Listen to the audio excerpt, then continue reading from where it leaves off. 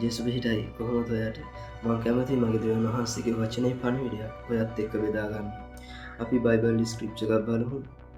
යෙසායා 42:1 කියනවා මා විසින් උසුලන මගේ මෙහෙකරුවා මොහුය. මගේ සිතට ප්‍රිය වූ මගේ තෝරාගත් තැනැත්තා මොහුය. මගේ ආත්මය ඔහු කෙරෙහි තැබෙමි. ඔහු ජාතීන්ට විනිශ්චය ගෙනෙන්නේ. හාලෙලූයා. මේ දෙවියන් වහන්සේ කතා කරන්නේ ඔයා ගැනයි. හාලෙලූයා. ඔයා හරිම වැදගත් පුද්ගලයෙක්.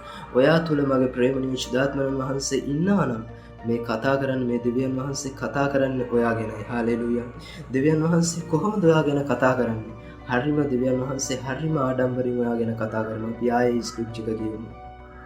දෙවියන් වහන්සේ කියනවා මා විසින් උසුලන මගේ මෙහෙකරුවා මොහුය. හාලෙලූයා. මගේ සිතට ප්‍රිය වූ මගේ තෝරාගත් තැනැත්තා මොහුය කියලා මගේ දෙවියන් වහන්සේ කියනවා. මගේ දෙවියන් වහන්සේ කතා කරන්නේ ඔයා ගැන. හාලෙලූයා. වට තේරෙනවද මම කියන්නේ? මගේ දෙවියන් වහන්සේ ඔයා සම්බන්ධව හරිම ආඩම්බරයෙන් කතා කරනවා.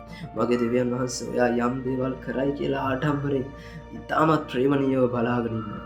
ඒ නිසා ඔයාගේ ප්‍රේමණීය ශුද්ධාත්මයන් වහන්සේ මගේ දෙවියන් වහන්සේගේ ආත්මයන් වහන්සේ ඔයා තුල ඉන්නවා. ඔයා වටිනවා දෙවියන් වහන්සේට සේවය කරන්න. ඔයා වටින නිසා දෙවියන් වහන්සේට ඔයාව වැදගත් නිසා දෙවියන් වහන්සේ ඔයාට ශුද්ධාත්මයන් වහන්සේව දීලා තියෙනවා. සේවය කරන්න දෙවියන් වහන්සේට වෙන ජීවිතයක් නැහැ. දෙවියන් වහන්සේ තමයි අංක 1. ආත්ම දිනා ගැනීම තමයි මේ ලෝකේ තියෙන අංක 1 රස්සාව.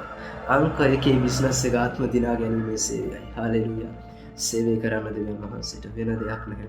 බලන්න දෙවියන් වහන්සේ මෙතන කතා කරන විදිය. දෙවියන් වහන්සේ හරිම ආඩම්බරයෙන් ඔයා ගැන කතා කරනවා. මගේ සිතට ප්‍රිය වූ මගේ තෝරාගත් තැනැත්තා මොහුය. හාලෙලූයා. ඒ ප්‍රේමණීය ශුද්ධාත්මයන් වහන්සේ ඔයා තුල ඉන්නවා. කිසිම වෙලාවක කිසිම දෙයක් නිසා කිසිම වෙලාවක අධෛර්යමත් වෙන්න එපා. ප්‍රේමණීය ශුද්ධාත්මයන් වහන්සේ ඔයා තුල ඉන්නවා. සේවය කරන්න දෙවියන් වහන්සේට. ඕකේ ජේසුස් පිටයි.